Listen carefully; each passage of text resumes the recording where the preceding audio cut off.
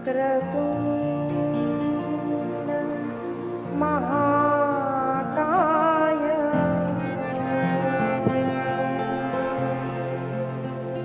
सूर्यकोटि समप्रभा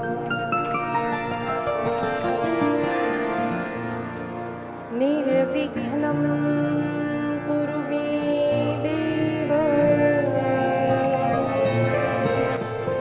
सर्वकार्येषु सर्वदा।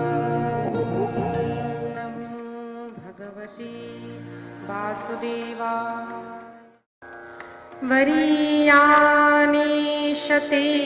प्रश्नः कृतो लोकहितं नृप आत्मवित्सम्मतः पुंसाम् श्रोतव्यादिषु यः परः श्रोतव्यादीनि राजेन्द्र नृणां सन्ति सहस्रशः अपश्यतामात्मतत्त्वं गृहेषु गृहमेधिनाम् निद्रया ह्रियते नक्तं व्यवायेन च वावयः दिवाचार्थे हया राजन् कुटुम्बभरणेन वा।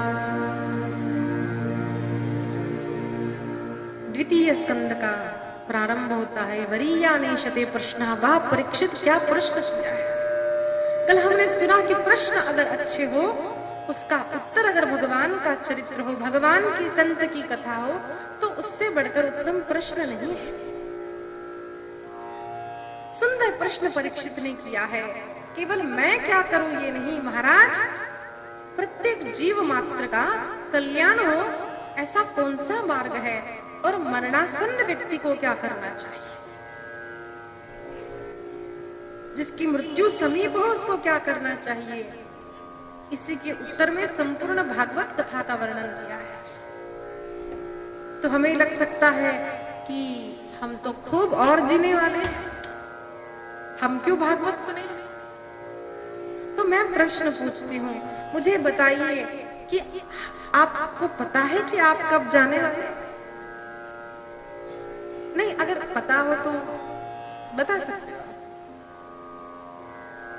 जो भी हो दीदी, हम तो कम से कम 80, 90, 100।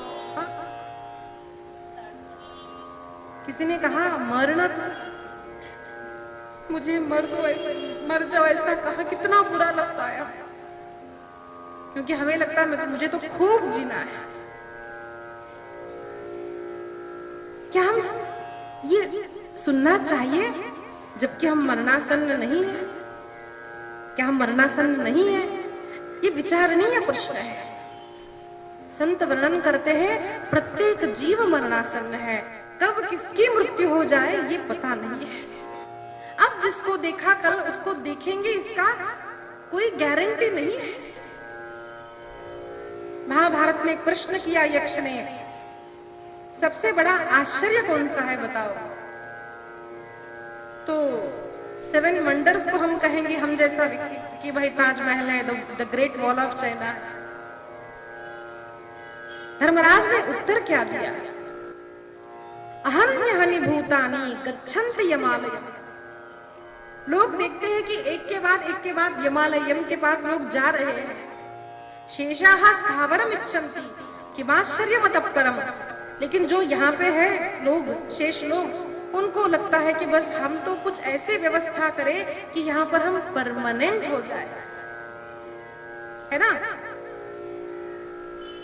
सुबह सुबह किसी का फोन आया कि भाई वो हमारी वो वाली चाची है ना, वो, तो हम कहेंगे अरे मेरी तो परसों ही बात हुई थी, ऐसे कैसे हो गया। हम देखते हैं कि गर्भस्थ शिशु मरता है, तरुण मरता है, वृद्ध मरता है, बड़ा मरता है, छोटा मरता है, मंत्री मरता है, संतरी भी मरता है।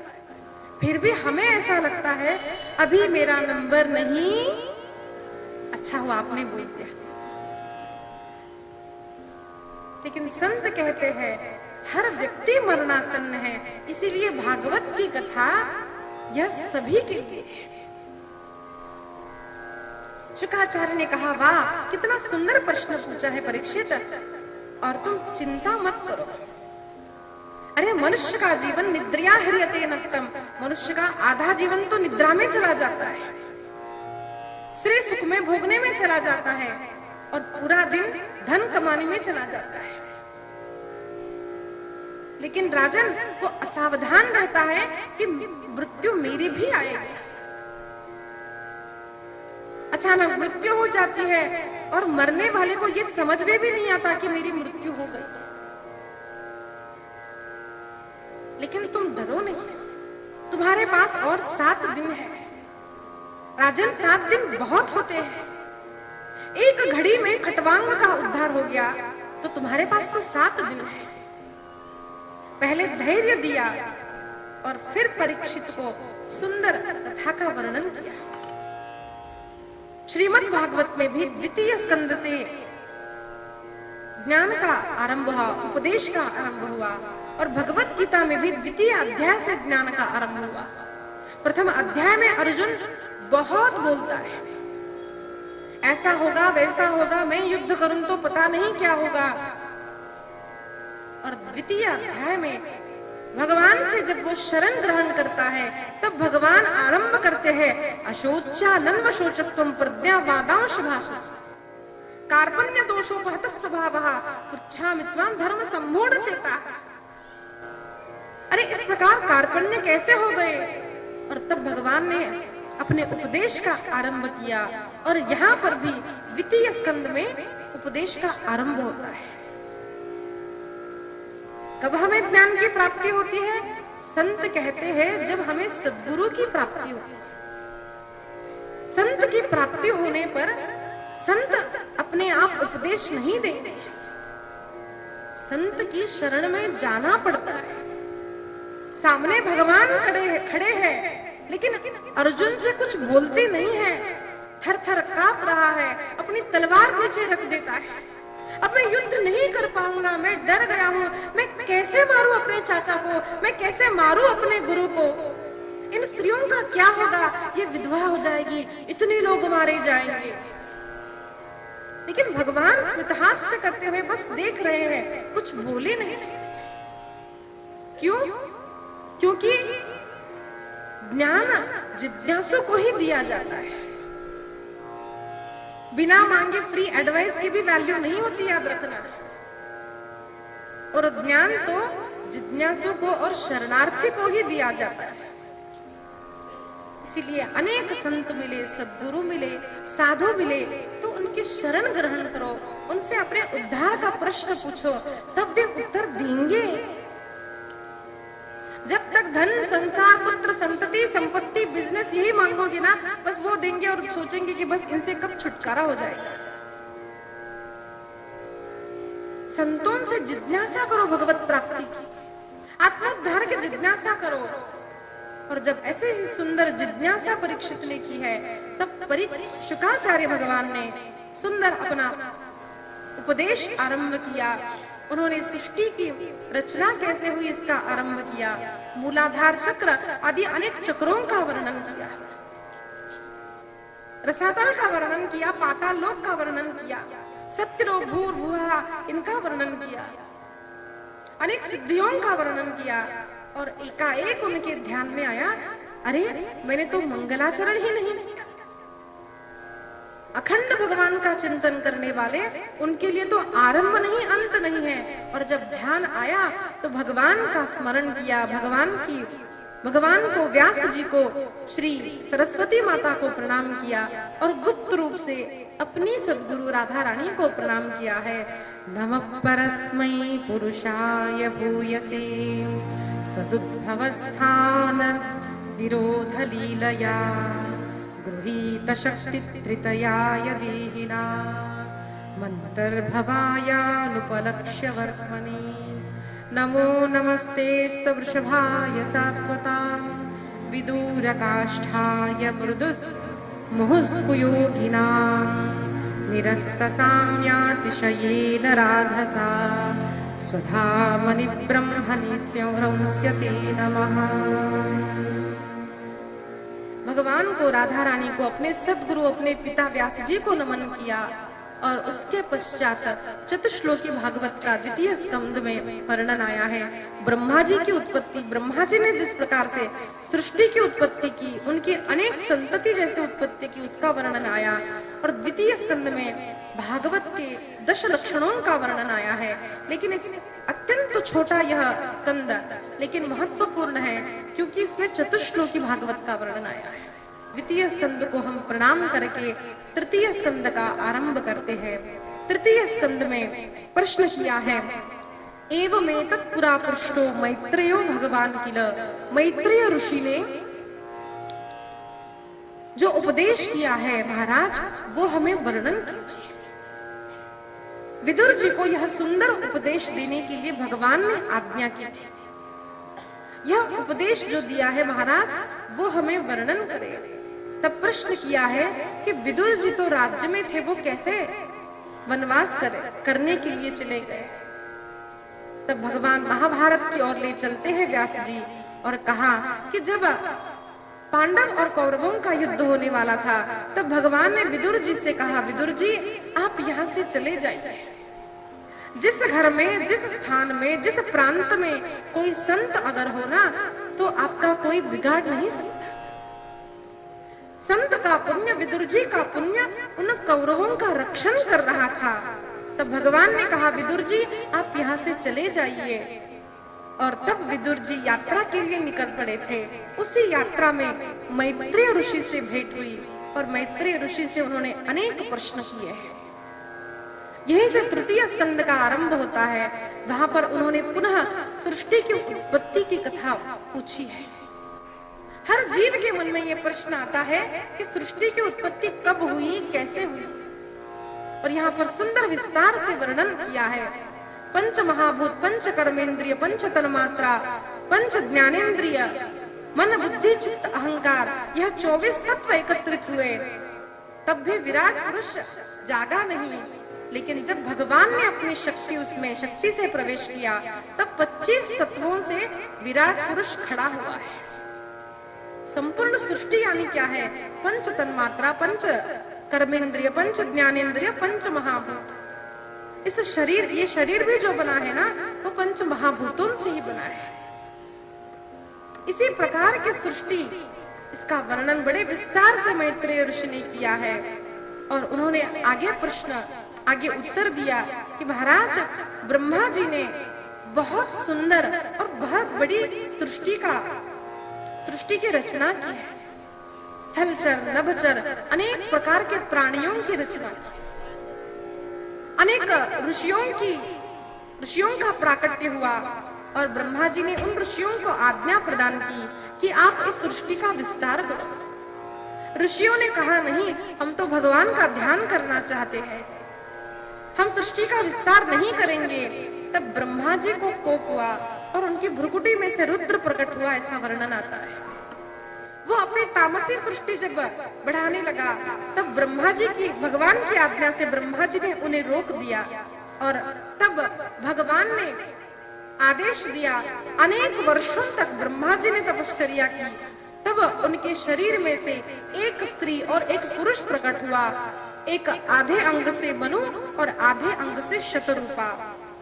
ये ऐसे दंपति हैं जिनसे मैथुनी सृष्टि का आरंभ हुआ है। इससे पूर्व जो सृष्टि थी वो संकल्प की सृष्टि थी। मनु और शतरूपा को भगवान ने कहा, अब तुम राज्य करो। तो ब्रह्मा जी से मनु जी ने पूछा, महाराज हम कहाँ राज्य करें? पृथ्वी तो रसातल में डूबी हुई है। हिरण्याक्ष वहां पर निवास करता है। तब ब्रह्मा जी के नाक में से साक्षात वराह भगवान प्रकट हुए। वराह भगवान की,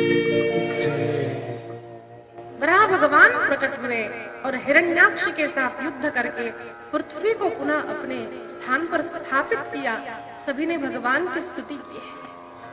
यहाँ पर हिरण्याक्ष और हिरण्यकश्यपु की कथा तृतीय स्कंद में तीन दंपतियों की कथा आती है, 3 couples, story of 3 couples, Aditi और कश्यप, दिति और कश्यप, और कर्दम और देवहूति।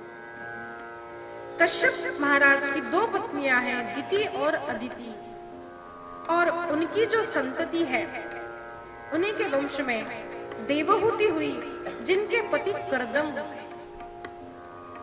अब देखिए इसका वर्णन कैसे किया। जो कश्यप जी महाराज है, उनको अदिति से जो संतान हुई वो देवता कहलाए। सारे देवता जो है उनके माता पिता कश्यप और अदिति है, और जो असुर उत्पन्न हुए वो कश्यप जी से ही उत्पन्न हुए, लेकिन उनकी पत्नी दिति से उत्पन्न हुए। और साक्षात भगवान नारायण कपिल महामुनि का स्वरूप धारण करके भगवान कर्दम और देवहूति के गृहस्थाश्रम में प्रकट हुए। एक गृहस्थाश्रम में देव, एक गृहस्थाश्रम में असुर, और एक गृहस्थाश्रम में साक्षात भगवान प्रकट हुए। ये हमें बताने के लिए किया गया है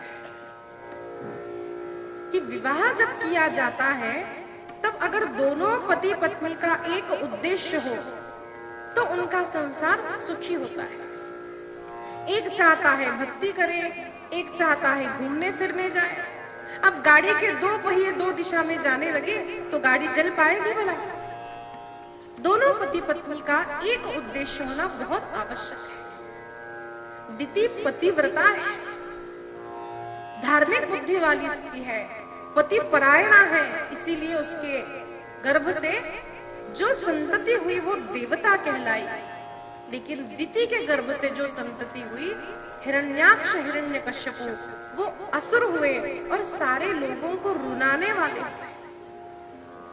हिरण्याक्ष भगवान से मारा गया और हिरण्यकश्यप के घर भक्त प्रहलाद प्रकट हुए, और उसने भी सारे समाज में त्राही त्राही कर रखी थी।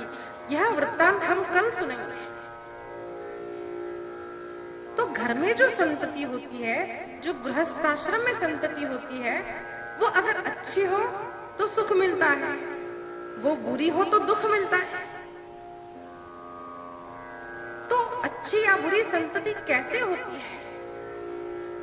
शुद्ध बीजापुटी, बीज शुद्ध होना चाहिए, माता का गर्भ शुद्ध हो, पिता का वीर्य शुद्ध हो। अगर माता पिता के अच्छे आचरण हो, अच्छे विचार हो, तो उनसे जो संतति होगी वो समाज का कल्याण करेगी। यूं ही किसी के गर्भ में छत्रपति नहीं आते, याद रखना। यूं ही किसी के गर्भ में स्वामी विवेकानंद नहीं आते। नरेंद्र की माता अखंड भगवान शिव की आराधना करती, तब नरेंद्र स्वामी विवेकानंद। अल्प आयु में देह त्याग दिया, लेकिन आज भी अनेकों को प्रेरित करने वाला ऐसा पुत्र कौन दे सका? एक अच्छी माता और एक अच्छे पिता। इसीलिए विवाह करते समय विचार करें कि किससे विवाह किया जाए। कुत्ते भी अनेक बच्चों को जन्म देते हैं। बच्चों को जन्म देना कोई बड़ी बात नहीं है। हमारे यहाँ पर ऋण की बात की जाती है। देव ऋण है, ऋषि ऋण है, पितृ ऋण है, माता पिता का ऋण है। ये हम कैसे चुका सकते हैं? ऋषियों ने हमारे लिए अखंड तपश्चर्या करके जिन शास्त्रों को हम तक पहुंचाया है। देखिए, हर व्यक्ति का एक गोत्र होता है। किसी का कश्यप है, किसी का अत्रि है, किसी का कुछ है। इसका अर्थ क्या है? कई लोगों को अपना गोत्र भी पता नहीं होता। सबको अपना गोत्र पता है, किसी को पता नहीं है। क्यों पता होना चाहिए? हम किस ऋषि के कुल में हम उत्पन्न हुए, ये हमें पता होना चाहिए। जिस ऋषि से हमारा, जिस ऋषि में के वंश में हम उत्पन्न हुए, वही हमारा गोत्र है। उन ऋषियों का हम पर ऋण है, उन देवताओं का ऋण है, उन पितरों का ऋण है, जिनके पुण्य से हम खा पी रहे हैं, हमारा परिवार चल रहा है, हमारी सृष्टि चल रही है। आजकल एक दिन मनाया जाता है, थैंक्स गिविंग डे, है ना? तो हमको लगता है वो परदेश ने हमको सिखाया कि how to thank people. Mother's day, क्योंकि उनके प्रांत में ऐसा होता है कि भाई एक ही दिन माँ से मिलते हैं, माताओं को वृद्धाश्रम में रखा जाता है, पिता को वृद्धाश्रम में, और एक दिन मिलके हैप्पी फादर्स डे बाबा, हैप्पी मदर्स डे बाबा। हमारे पास ये नहीं होता, क्यों? Every day is a mother's day, every day is a father's day. नित्य प्रति आज हमारा घर का पुत्र बेटी कोई भी कार्य करने बाहर जाता है तो माता पिता को प्रणाम करते हैं। हमको अलग दिन की आवश्यकता नहीं है। What is thanks giving day? हम जो श्राद्ध तर्पण करते हैं ना, वो भी एक थैंक्स गिविंग डे होता है। आप लोग करते होंगे ना श्राद्ध पक्ष? सब नहीं करते हो तो करना। भगवान की पूजा करनी ही चाहिए, लेकिन एक आध दिन छूट जाए कोई बात नहीं, लेकिन श्राद्ध तर्पण करना चाहिए। हमारे पूर्वजों ने जो परिश्रम किया, भक्ति की, उसी कारण आज हम इस पृथ्वी पर है। इसको हमें भूलना नहीं चाहिए। उनका हम ऋण कैसे चुकाए?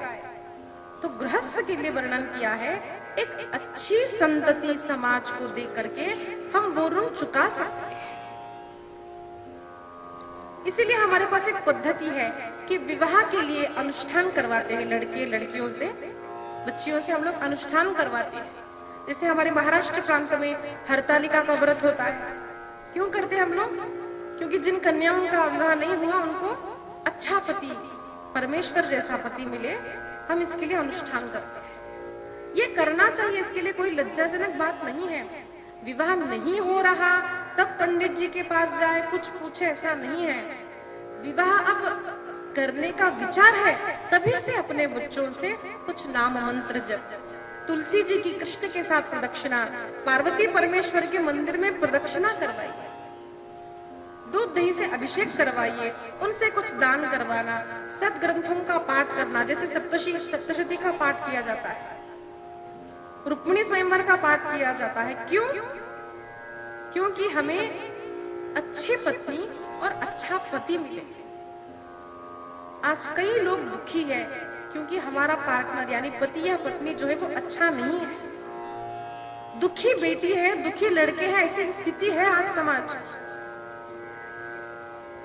इसके लिए पहले से अनुष्ठान करवाए बच्चों से कि हमें अच्छा वर मिले, हमें अच्छी पत्नी मिले। उसके पश्चात ही हमारे घर एक अच्छी संतति आ सकती है। केवल हमने एक संतति को जन्म दिया, घर बेटी हुई, बेटा हुआ, ये कोई बड़ी बात नहीं है। ध्यान रखना, हर माँ अगर यह संकल्प कर ले कि मेरे गर्भ में केवल एक छत्रपति जैसा ही आना चाहिए, कोई महाराणा प्रताप जैसा ही आना चाहिए, अरे कन्हैया जैसा ही मुझे पुत्र चाहिए ना, ऐसा संकल्प अगर माता पिता करे, वो संकल्प भगवान पूर्ण करते हैं। मैं केवल भक्त को ही जनूंगी, इसके लिए अनुष्ठान करना चाहिए। इसीलिए हमारे पास संस्कार होते हैं, 16 संस्कार जो किए जाते हैं। डोहाळ जेवण आपण करतो ना, ते का करतो आपण? अच्छे अच्छे गीत गाए जाते हैं। मिठाई यानी सुख को रिप्रेजेंट करती है मिठाई। वो सुखी हो, मिठाई खिलाई जाती है। उसकी गर्भिणी की जो इच्छा है उसको वो खिलाया जाता है। उसमें अच्छे भाव हो, उसका मन प्रसन्न हो, ऐसा देखा जाता है। सामने अच्छे चित्र लगाए जाते हैं। क्यों? उसका मन जैसा होता है वैसी संतति होती है। इसीलिए केवल गर्भ धारण करना ये बड़ी बात नहीं है। गर्भ धारण करने से पूर्व गर्भ धारण के लिए संस्कार किया जाता है। पंडितों को बुला करके उचित पूजा की जाती है। करनी चाहिए ये पूजा कि हमारे घर अच्छी संतति हो। कोई भी भूल से हमारे घर में दोष हुआ हो तो वो पूजा अनुष्ठान से दूर हो जाए और एक अच्छी संतति घर में आए। नहीं तो कितने बच्चे ऐसे होते, बस रोते रहते बाहर। मैंने ऐसे एक बच्चा देखा है, मुझे वही याद आता, जो रोता था बरोबर 1 साल, वो बाहर रोता था तो हमको यहाँ पे सुनाई था। तो वो उनकी जो माता जी वो हमको बोलती थी, पता नहीं कौन से जन्म का कोई शत्रु आ गया है। होता है ऐसा, हमारे शत्रु भी हमारी संतति बनकर आती है। इसीलिए अच्छी संतति हो, इसीलिए संस्कार है। ये संस्कार करने चाहिए। विवाह भी संस्कार है।